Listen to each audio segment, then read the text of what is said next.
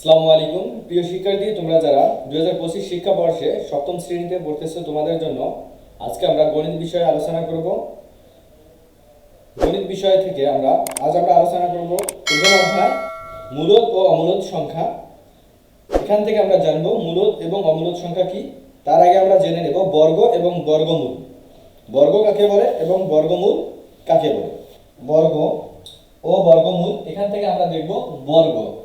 কোন সংখ্যাকে সেই সংখ্যা দ্বারা গুণ করলে যে গুণফল পাওয়া যায় তা ওই সংখ্যার বর্গ এবং সংখ্যারই গুণফলের বর্গমূল। উদাহরণ থেকে আমরা বের করব বর্গ এবং বর্গমূল। 4কে যদি আমরা কিভাবে ভাঙাবো, অর্থাৎ গুণনীয়ক আকারে প্রকাশ করতে হবে আমাদের। গুণনীয়ক আকারে প্রকাশ করতে গেলে আমরা 4কে পূর্বে আমরা ক্লাস 4, 5 এ 6 এ আমরা পড়ে আসছি এভাবে যে 4কে আমরা গুণনীয়ক আকারে প্রকাশ করব। এর জন্য আমরা কি করব, এখানে এভাবে করতে পারি। প্রতি ক্ষেত্রে আমরা জোড় বা বেজোড় সংখ্যা দিয়ে কি দেব, ভাগ দেব ওই সংখ্যাকে। তাহলে এখানে 1 দিয়ে ভাগ দিলে 1 4 হবে, 2 দিয়ে ভাগ দেব 2 2 4। এরপরে এখানে 2 দিয়ে ভাগ দেওয়ার পর 2 কে আরো ভাগ দেওয়া যায়, 2 ছাড়া অন্য কোনো সংখ্যা দিয়ে ভাগ দেওয়া যায় না।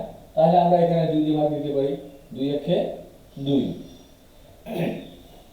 দেওয়ার পর আমরা এখান থেকে এই যে আমরা গুণনীয়কগুলো পাইলাম, এখান থেকে এই গুণনীয়কগুলো নেব আমরা এই সংখ্যাগুলো, অর্থাৎ এখানে যা সংখ্যা থাকবে সবগুলোকে আমরা জোড় সংখ্যা হিসেবে নিয়ে এর মধ্যে থেকে একটি নেব। এখানে জোড় সংখ্যা হিসেবে 2 রয়েছে, 2 থেকে আমরা একটি 2 নেব। এই 2টাই হচ্ছে তার বর্গমূল। আর এখানে বর্গ কত হচ্ছে, এইভাবে আমরা লিখতে পারি, বইয়ে দেওয়া আছে 2 গুণন 2 ইকুয়াল 2 কে ঠিক নেব, অর্থাৎ এখানে 2 বেস, এখানে ধরা হয়েছে বেস 2। তাহলে 2 কে 2 দ্বারা গুণ দিলে কত হবে, 4 হবে। অর্থাৎ বলা যায় 4 সমান সমান 2 গুণন 2 ইকুয়াল 2 কে ঠিক রেখে এর পাওয়ার 1 এর পাওয়ার 1, অর্থাৎ এর পাওয়ার 1 এর পাওয়ার 1, 1 1 যোগ করলে কত হবে 2। তাহলে এর বর্গ কত হলো আমাদের, 2 এর উপর পাওয়ার হচ্ছে 2, অর্থাৎ 2 স্কয়ার। তাই এখান থেকে আমরা বর্গ কত পাইলাম, বর্গ হচ্ছে 2 স্কয়ার। এরপরে আমরা এর বর্গমূল বের করব, অর্থাৎ 4 এর বর্গমূল কত হবে আছে এখানে, যেহেতু এখানে বলা হয়েছে বর্গ 2 স্কয়ার অর্থাৎ 2 স্কয়ার, তাহলে এর বর্গমূল কত হবে,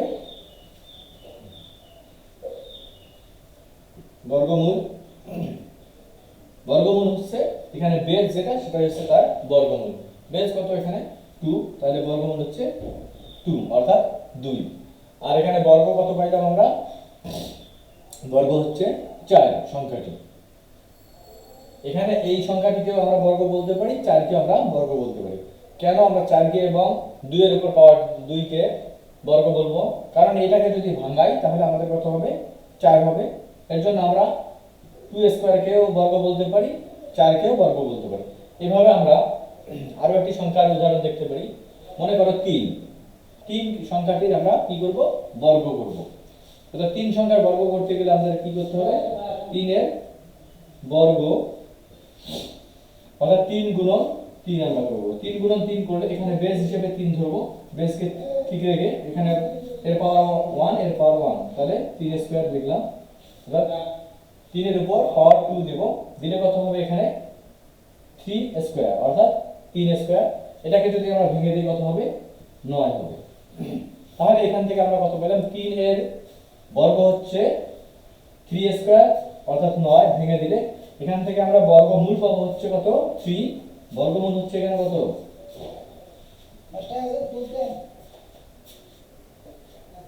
বর্গমূল 3 এবং বর্গ হচ্ছে 3 স্কয়ার বা 9। আরো একটি উদাহরণ দেখব আমরা এখন। 81 এর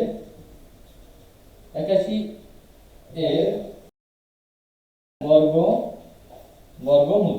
তাহলে 81 এর বর্গমূল কত হবে, তাহলে আমরা এভাবে ভেঙে করব, এই কাজটির মতো করে করব, গুণনীয়ক আকারে প্রকাশ করব। 81 কে কত দিয়ে ভাগ দেওয়া যায়, দেখো এখানে 81 কে 1 দিয়ে ভাগ দিলে 81 হবে, আর 2 দিয়ে ভাগ দেওয়া যাবে না। এখানে বেজোড় যেহেতু সংখ্যা আছে, আমরা 3 দিয়ে ভাগ দিলে হবে না, 4 দিয়ে ভাগ দিলে হবে না, 5 দিয়ে, এখানে আমাদের ভাগ দিতে হবে 9 দিয়ে। আমরা 9 দিয়ে ভাগ দেব, 9 দিয়ে ভাগ দিলাম, 9 9 81। অর্থাৎ এখানে দুইটি সংখ্যা একই সংখ্যা 9 রয়েছে, তাহলে এর কত হলো বর্গমূল হচ্ছে 9, এর বর্গমূল হচ্ছে 9। এর যদি আমরা ভেঙে দিয়ে পাওয়ার বের করতে চাই তাহলে কেমন করে এখানে বর্গমূল 9 বের করলাম, দেখো 9 গুণন 9 ইকুয়াল 9 এর উপর পাওয়ার হচ্ছে 2, 9 স্কয়ার বা 9 স্কয়ার বলা যায় 81 এবং বর্গমূল হচ্ছে 9। এরপরে আমরা আরো একটি সংখ্যার উদাহরণ দেখতে পারি, যেমন 121। 121 কে তাহলে 121 এর বর্গমূল কত হবে, আমরা যদি 11 দিয়ে ভাগ দেই তাহলে কত হবে 121 হবে, অর্থাৎ এই দুইটা 9 11 এর মধ্যে থেকে আমরা একটি 9 নেব, তাহলে এটা হচ্ছে বর্গ আর বর্গমূল হচ্ছে 11। এরপরে এখানে দেখো কিছু বর্গমূলের উদাহরণ দেওয়া আছে তোমাদের পাঠ্য বইয়ে। পূর্ণবর্গ সংখ্যার মধ্যে দেওয়া আছে নিচে সারণীটি লক্ষ্য করি। বর্গের বাহুর দৈর্ঘ্য 1 এবং বর্গের ক্ষেত্রফল হচ্ছে 1 গুণন 1 অর্থাৎ 1 এর উপর স্কয়ার। এরপরে রয়েছে 2 গুণন 2 বর্গ হচ্ছে 4, এর আমরা যদি ভেঙে দিই কত হবে 2 স্কয়ার। এরপরে রয়েছে কত 3 অর্থাৎ 3 গুণন 3 অর্থাৎ 3 গুণন 3 9, এর হচ্ছে বর্গ যদি আমরা ভেঙে দিই তাহলে কত হবে এখানে 3 স্কয়ার অর্থাৎ 3 পাওয়ার 2 5। 5 কে যদি আমরা বর্গ করে দেই তাহলে কি 5 গুণন 5 অর্থাৎ 25, এর বর্গ হচ্ছে 25, বর্গমূল হচ্ছে 5 আর ভেঙে দিলে পাবো আমরা 5 স্কয়ার। এরপরে রয়েছে 7 কে যদি আমরা ভেঙে দিই কত হবে 7 গুণন 7, তাহলে 7 গুণন 7 অর্থাৎ 49, ভেঙে দিলে কত হবে 7 স্কয়ার। এরপরে a কে যদি আমরা বর্গের বাহুর দৈর্ঘ্য হিসেবে ধরি তাহলে কি হবে a গুণন a, বর্গ হবে কত a স্কয়ার। এভাবে আমরা বের করে নেব। সাধারণভাবে একটি স্বাভাবিক সংখ্যা m কে যদি অন্য একটি স্বাভাবিক সংখ্যা n এর বর্গ n স্কয়ার আকারে প্রকাশ করা হয় তবে m বর্গ সংখ্যা m সংখ্যাগুলোকে পূর্ণবর্গ সংখ্যা বলা হয়। এরপরে এখানে দেয়া আছে, দেখো কি দেয়া আছে, যে একটি বর্গ ধর্ম দেয়া আছে। এই টেবিলটি একটু সুন্দর করে দেখো, তোমরা দেখলে বুঝতে পারবা। এখানে দেয়া আছে সংখ্যা 1 2 3 4 5 6, এখানে বর্গ সংখ্যা হচ্ছে 1, এর বর্গ সংখ্যা 2 এর বর্গ হচ্ছে 4, 3 এর বর্গ হচ্ছে 9, 4 এর বর্গ তাহলে কত হবে 4 4 16। এরপরে 5 এর বর্গ কত হবে তাহলে 5 5 25। এরপরে 6 এর বর্গ কত রয়েছে এখানে দেখো, 6 এর বর্গ হচ্ছে 6 6 36। এরপর 7 এর বর্গ 7 7 49। এরপর 8 এর বর্গ 8 8 64। এরপর 9 এর বর্গ হচ্ছে 9 9 81। 10 এর বর্গ হচ্ছে 100 হবে। এরপর 11 এর বর্গ হচ্ছে 121। 12 এর বর্গ হচ্ছে 144। 13 এর বর্গ হচ্ছে 169। 14 এর বর্গ হচ্ছে 196। 15 এর বর্গ তোমরা বের করে নিবা। এরপরে দেওয়া আছে এখানে 16 এর বর্গ। 16 এর বর্গ কত রয়েছে এখানে দেখো 256। 17 এর বর্গ হচ্ছে কত 289। 18 এর বর্গ হচ্ছে 324। 19 এর বর্গ হচ্ছে 361 এবং 20 এর বর্গ হচ্ছে কত 400 হবে। কাজ, কোন সংখ্যার একক স্থানীয় অঙ্ক 0 1 4 5 6 9 হলে কি সংখ্যাটি বর্গ হবে?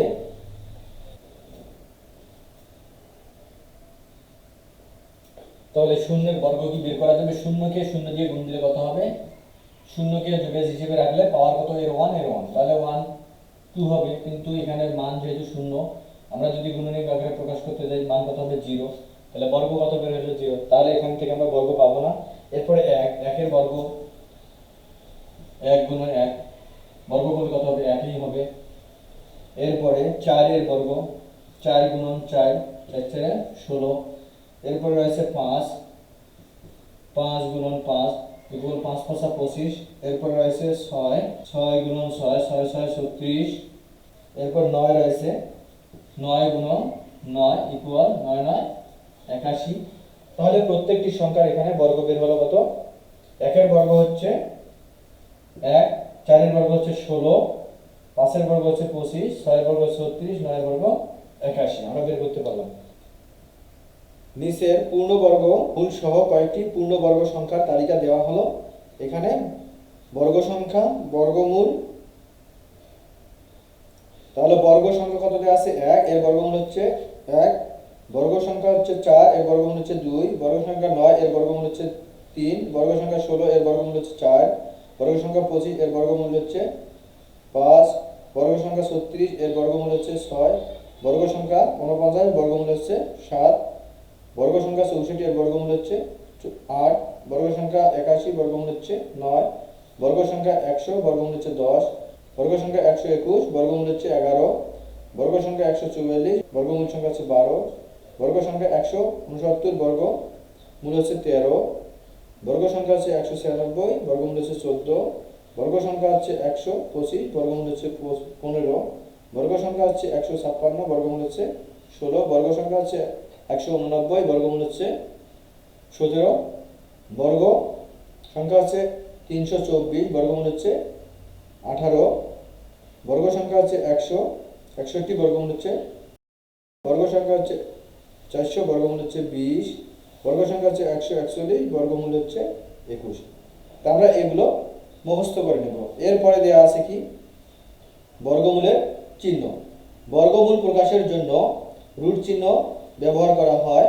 25-এর বর্গমূল বোঝাতে লেখা হয় রুট 25, অর্থাৎ 25। আমরা জানি 5 গুণন 5 ইকুয়াল 25, কাজেই 25-এর বর্গমূল হচ্ছে 5, গুণনীয়ক আকারে প্রকাশ করে দিয়েছে। এরপরে রয়েছে, দেখো কত রয়েছে, মৌলিক গুণনীয়কের সাহায্যে বর্গমূল নির্ণয় করো। 16কে মৌলিক গুণনীয়কে বিশ্লেষণ করে পাই 16 ইকুয়াল 2 গুণন 2 গুণন 2 গুণন 2 ইকুয়াল, আমরা জোড় সংখ্যা হিসেবে নিয়েছি, এখানে 2, দুইটা 2 নেব, নিয়ে 2 গুণন 2 বন্ধনী ক্লোজ গুণন 2 গুণন 2 বন্ধনী ক্লোজ করে দিলাম। তারপরে প্রতি জোড়া থেকে একটি করে গুণনীয়ক নিয়ে পাই 2 গুণন 2 ইকুয়াল 4, 2 গুণন 2 ইকুয়াল 4। 16 এর বর্গমূল হচ্ছে রুট 16, অর্থাৎ রুট 16 ইকুয়াল 4। তাহলে 16 এর বর্গমূল 4। এই নিয়মটা আমাদের একটু কি করতে হবে, তোমাদের প্র্যাকটিস করতে হবে। একটু ভালো করে বুঝে নেই, তাহলে আমরা কি করতে পারবো, পরবর্তী যে কোনো অঙ্কের বর্গমূল আমরা খুব সহজে বের করতে পারবো। বর্গমূল বের করার জন্য তোমাদের কয়েকটি নিয়ম মুখস্থ করতে হবে। লক্ষ্য করি, মৌলিক গুণনীয়কের সাহায্যে কোনো পূর্ণবর্গ সংখ্যার বর্গমূল নির্ণয় করার সময় প্রথমে তোমাদের যে কাজটি করতে হবে, প্রথমে প্রদত্ত সংখ্যাটিকে মৌলিক গুণনীয়কে বিশ্লেষণ করতে হবে। দ্বিতীয়, প্রতি জোড়া একই গুণনীয়ককে একসাথে পাশাপাশি লিখতে হবে। তৃতীয়, প্রতি জোড়া এক জাতীয় গুণনীয়কের পরিবর্তে একটি গুণনীয়ক নিয়ে লিখতে হবে। 4, প্রাপ্ত গুণনীয়কগুলোর ধারাবাহিক গুণফল হবে নির্ণয়ে বর্গমূল। এই অধ্যায়ের বাকি প্রশ্নগুলো তোমাদের সলভ করে দেখানোর চেষ্টা করব। সে পর্যন্ত ভালো থেকো, সুস্থ থেকো, ধন্যবাদ।